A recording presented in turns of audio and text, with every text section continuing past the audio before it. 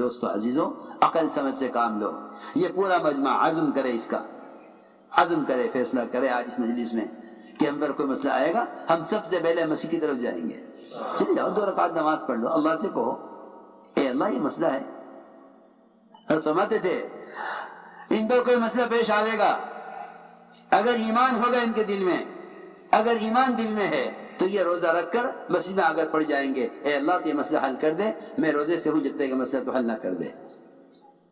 اور اگر ایمان نہیں ہے دل میں تو پھر یہ بھوک ہڑتال کر کے وزراء کی کوٹھی پر جا کر پڑیں گے اپنے مسائل کے حل کے لیے. اب سیدھی بات ہے، وہ تو اندر کھانے کھا رہے ہوں گے، اندر نعمتیں کھا رہے ہوں گے، چیزیں عیش آرام میں ہوں گے، اور یہ مسلمان یہ بیچارہ بھوک ہڑتال کر کے اپنے مسائل کے حل کے لیے ان وزراء کی کوٹھی پر پڑا ہوا ہوگا.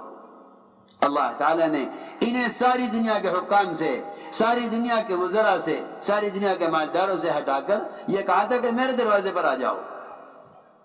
اگر میرے دروازے پر آ جاؤ گے یہ سارے تمہارے دروازے پر ہوں گے، اگر تم ان کے دروازے پر گئے تو پھر تم ذلت کے راستے پر رہو گے، میرا تم سے کوئی وعدہ نہیں ہے. سیدھی بات ہے. امت کو مسائل کے حل کے لیے مسجد سے جوڑا گیا تھا. اپنے مسئلے کو لے کر مسجد میں آؤ. جب اپنے مسائل کو لے کر مسجد میں نہیں آئے گا اس کے مسائل اس کو فرائض سے بھی روک دیں گے. سیدھی بات ہے. جب تمہارا مسئلے کا حل مسجد سے متعلق نہیں ہے، باہر سے متعلق ہے، تو وہ نماز اور گاہک جب دونوں ایک وقت میں جمع ہو جائیں گے بازار میں تو یہ فیصلہ نہیں کر سکے گا کہ میں نماز کے لیے جاؤں یا گاہک کو مال دوں، کیا کروں. نہیں مال دے گا گاہک کو آمدنی نہیں ہوگی، نماز چھوڑ دے گا گاہک کے لیے. یہ وہ ہے جب اپنے مسئلے کو لے کر مسجد نہیں آیا، اس کو اس کے مسائل نے مسجد میں نماز سے کے لیے آنے سے بھی روک دیا. یہ تھا کام. یہ ہے بات اصل. جو اپنے مسائل کو لے کر نماز کے علاوہ مسجد میں نہیں آیا، جب نماز کے مقابلے میں کوئی مسئلہ آ جائے گا تو یہ نماز کے لیے مسجد میں کیسے آئے گا؟ کیونکہ اس مسئلے کا حل گاہک میں نظر آ رہا. ڈاکٹر نے کہہ دیا میں اتنے بجے آؤں گا، ڈاکٹر صاحب اس وقت یہ تو نماز کا وقت ہے، آپ ذرا بعد میں آئیے. ہو سکتا ہے نماز بعد میں پڑھ لیں گے. اللہ کی شان، اللہ تعالیٰ گاہک اس لیے نہیں لاتے کہ تمہیں گاہک کے ذریعے رزق دینا چاہتے ہیں، وہ رزق دینے میں گاہک کے محتاج نہیں ہیں. وہ تو نماز فقط گاہک کو اس لیے لے کر آئے ہیں تاکہ وہ یہ دیکھیں کہ یہ بندہ میرا بندہ ہے یا گاہک کا بندہ ہے. میرا بندہ ہے تو گاہک کو چھوڑ کر نماز کے لیے آئے گا، میں اس کو گاہک کے بغیر بھی رزق دے سکتا ہوں. اور اگر یہ گاہک کو مقدم کرے اور نماز کو چھوڑ دے تو پھر میں اس گاہک کے دل کو اس کے مال سے پھیر بھی دوں گا. آپ دیکھیں بعض گاہک آتے ہیں سارا سامان کھلوا لیتے ہیں، نماز کی اذان کی آواز آ گئی مغرب کی، یہ اس چکر میں بیٹھا ہوا ہے، صبح سے اب تک کوئی گاہک نہیں آیا تھا، یہ ابھی آیا ہے، اتنا مال کھلوا لیا، اتنا مال اس نے لینا طے کر لیا. یہ بھی تو اللہ ہی لایا ہے، اللہ ہی تو رزاق ہے، وہی تو گاہک کو لایا ہے. اللہ تجھے رزق دینے کے لیے گاہک کو نہیں لائے، اللہ تیری نماز کے امتحان لینے کے لیے گاہک کو لائے ہیں. اسے خیال ہوا نماز جماعت سے پڑھنا تو سنت ہے، چلو بعد میں پڑھ لوں گا، پہلے گاہک کو مال دے دوں. بس ادھر اذان ہو گئی، نماز ہو گئی.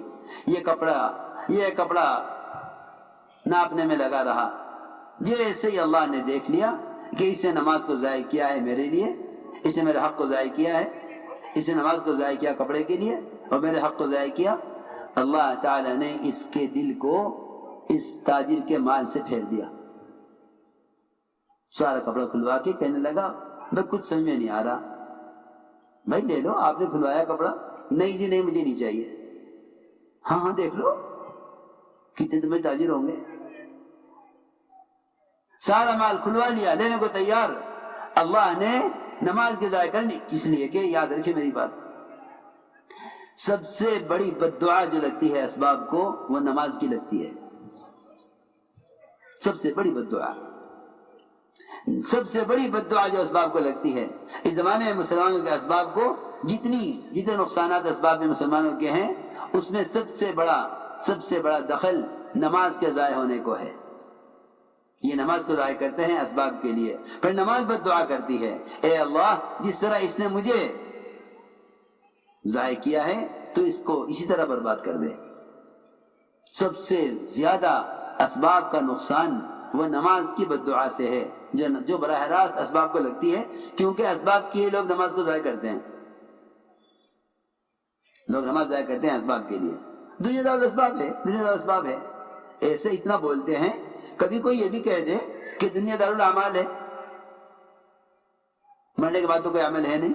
ایک مرتبہ سبحان اللہ کہنے کے لیے بھی اگر ساری دنیا دے کر دنیا میں آنا چاہے گا تو اللہ اجازت نہیں دیں گے کہ اب دنیا میں ایک مرتبہ سبحان اللہ کہنے کے لیے بھی نہیں جا سکتے.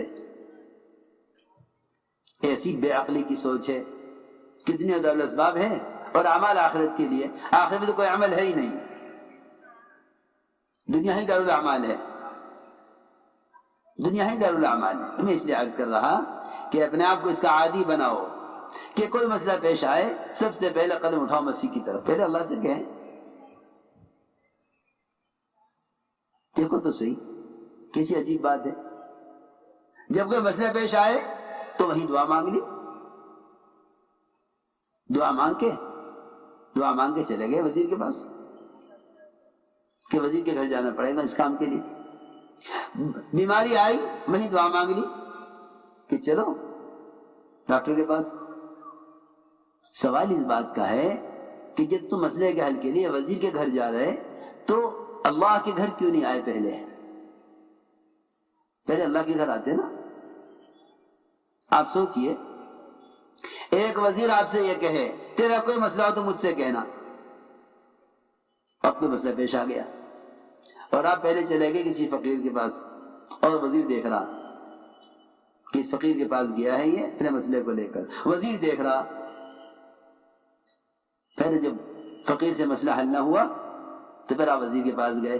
تو بتاؤ یہ وزیر آپ کے آنے سے خوش ہوگا ناراض ہوگا؟ بولو تو صحیح. ناراض کہ میں وزیر، میں نے تم سے کہا ہوا تھا کہ کوئی کام ہو تو مجھ سے کہنا. سارے ملک کی اختیارات میرے پاس، فوج میرے پاس، اختیار میرے پاس، اور تم باوجود میرے کہنے کے نیچے کے لوگوں کے پاس جا کر کوشش کرتے رہے. یہ میری عزت کے بھی خلاف ہے، یہ میرے وعدے کے بھی خلاف ہے، میری حیثیت کے بھی خلاف ہے. سوچو تو صحیح، ایک وزیر جو خود محتاج ہے جب اس بات کو برداشت نہیں کرتا کہ میرے ہوتے ہوئے میرے نیچے والوں سے بات کریں، جبکہ میرا آپ کی دوستی ہے، میں نے آپ سے کہا ہوا ہے کوئی کام ہو تو مجھ سے کہنا. تو وہ اللہ جو سارے بادشاہوں کا بادشاہ ہے وہ نہیں دیکھ رہا کہ میرے بندے اپنے مسائل کے حل کے لیے میرے پاس آنے سے پہلے میرے غیر کے پاس جا رہے؟ ہم آتے ہیں اللہ کی طرف اسباب سے مایوس ہو کر، دنیا والوں سے عاجز ہو کر. فرماتے تھے جب یہ بزرگ لات مارتے ہیں تمہاری تب تمہیں اللہ یاد آتے ہیں کہ چلو اب روزے رکھو، اب صدقہ کرو. حالانکہ عمل کی طرف بلایا تھا حکام کی طرف جانے سے پہلے، اللہ کی طرف آنا تھا اللہ کے غیر کی طرف جانے سے پہلے. اس کا امت کو عادی بنایا گیا تھا. ہر مسئلہ صحابہ مسجد سے آ کر حل کراتے تھے، ہر مسئلہ مسجد سے آ کر حل کراتے تھے. آگ نکلی مدینہ منورہ میں جو سارے مدینہ کو جلا کر خاک کر دیتی، حضرت عمر فوراً گئے مسجد گئے اور کچھ نہیں دیکھا کیا مادی اسباب ہیں آگ کے بجھانے کے، کیا راستے کیا شکلیں اختیار کی جاویں یا مدینہ چھوڑ کے باہر بھاگا جاوے، کچھ نہیں. سیدھے مسجد گئے، ذمہ داری سے کہا تمیم دیکھو یہ آگ نکلی ہے اس کو پہاڑ میں داخل کر کے آؤ. فرمانے لگے ذمہ داری کہ ہاں یہ چنگاری ہے ابھی کرتا ہوں. جی چنگاری ہے، کوئی بڑی آگ نہیں ہے. سارے مدینے کی پھیلی ہوئی آگ کو ایسا ہاتھوں سے سمیٹ رہے تھے جیسا چرواہا بکریوں کو سمیٹ لیتا ہے. آگ کو داخل کر کے آئے پہاڑ کے اندر. میرے دوستو عزیزو، یہ تھی مسجد والوں کی شان کہ اس وقت ذمہ داری مسجد میں تھے. فرمایا جاؤ یہ آگ پہاڑ میں داخل کر کے آؤ.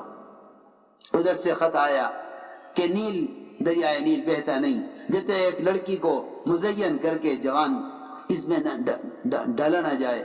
عمر رضی اللہ تعالیٰ عنہ نے مسجد نبوی سے خط لکھا. کس کو خط لکھا؟ وہاں کے وزیر صدر کو نہیں کہ ہماری یہ پریشانی ہے آپ دیکھ لو.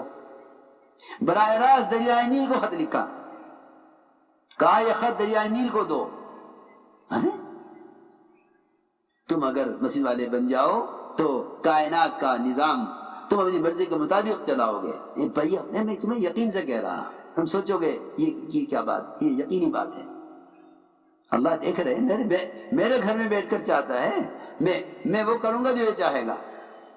یہ اگر میرے دشمنوں کے پاس جاوے گا مسائل کو لے کر, میں وہ سب کے خلاف کروں گا جو یہ چاہیں گے.